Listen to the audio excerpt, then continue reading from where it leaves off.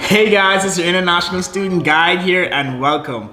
We have hit our 100 subscriber mark, so thank you guys for subscribing. I really hope you guys enjoy the content. Please comment down below on things that you would like for me to talk about because there are so many different things and I'm always talking about things from different areas about living in the US as an international student. So if I can get an idea of what you guys would like, that would be awesome.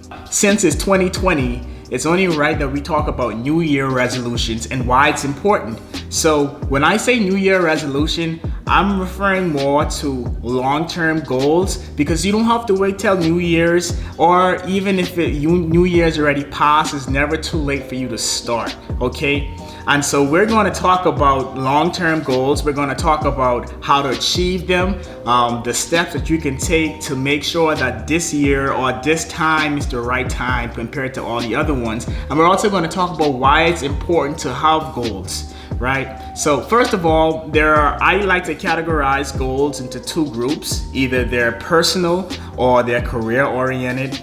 So personal goals are anything that can affect your overall health, your day-to-day life, and your health could be your spiritual well-being, physical or mental. You know, it incorporates all of those, and career-oriented goals are pretty obvious. They help propel your career further. So there are a lot of reasons why you should set your goals. Both personal and career-oriented goals are just as important, okay? We as human beings, we are not perfect. We make mistakes a lot. And oftentimes we become complacent with who we are, right? We become too comfortable with being comfortable, and we let life get away and we live a very boring life. We just go through our day-to-day routines. So having a goal forces you to come out of your comfort zone.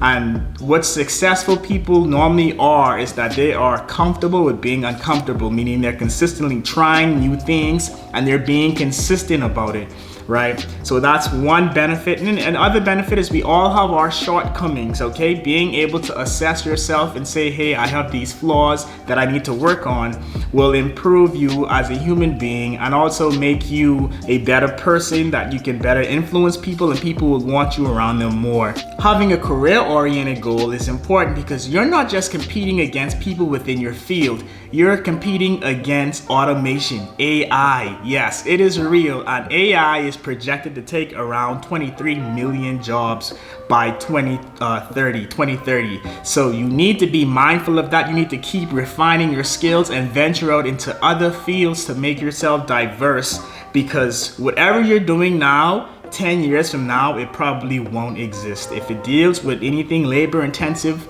gonna be gone. Anything that deals with crunching numbers or crunching data, being an analyst or anything of that sort, is probably gonna be gone. Most honestly, the ones that probably are going to stay are like ones that deal with heavy human interactions where we have that deep interpersonal interaction and humans really value that. So those might be safe.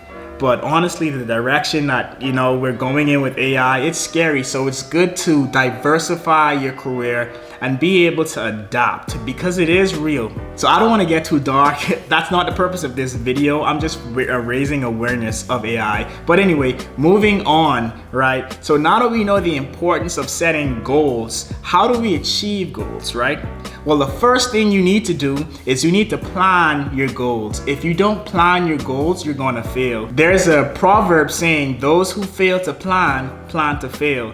So if you want to achieve your goal, you have to plan it out. And the first way to do that is to break it in segments and give yourself a deadline, okay? So for me, for an example, one of my goals is to hit 12% body fat by 2020, right? So that gives me about 11 months to do that. And so every 3 to 2.5 months, I have set to myself to lose 1% body fat, right? So with that being said, I now have a shorter goal. So I've broken it down into intervals. Once you've managed to break it down into intervals, you need to break it down to almost a day-by-day basis. So for me, that means I have to cut back on a lot of carbs, right? I have to drink a lot of water. I have to make sure my protein is up, and I have to make sure that I keep up with my vitamins. So that's my day-to-day activity. I wake up in the morning after I come back from work.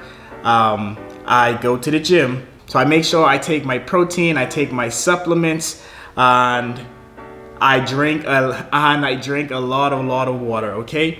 So having your goals laid out in a plan where you can actually go day by day is very important.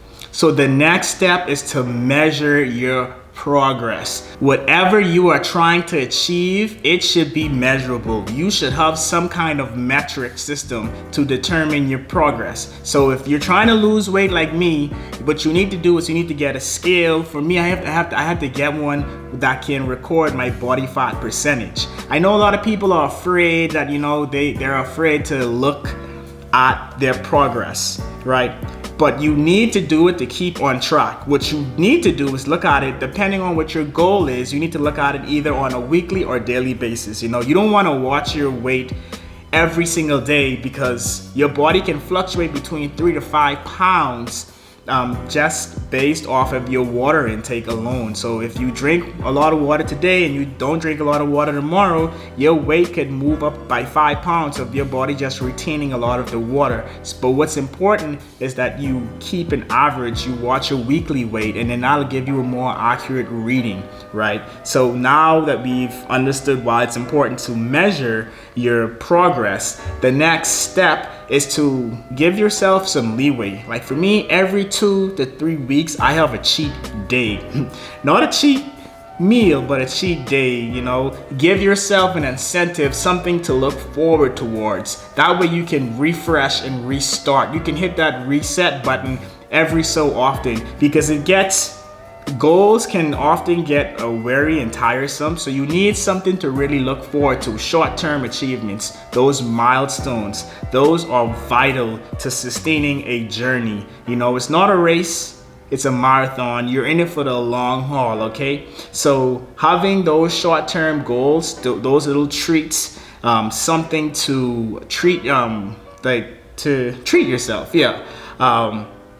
keep that in mind whenever you're setting out your plan. So the last two things are interconnected. Is one, you have to build a support system. You know, no matter how great you are, we're social beings. We can't do anything by ourselves. There's basically almost no, if any organism on this planet that can survive on its own. It's a cycle. Life is a cycle. You need people and people need you. And so having a support system people that can push you when you're weak, or people that you can call on for help or assistance, is important. And that's one of the things that we're going to talk about on this channel, is how to improve your network and your support system while you're in the US, which is vital. So having that support system without your process and incorporating them and letting everyone know your journey so that they can follow up to say, hi, how you're doing.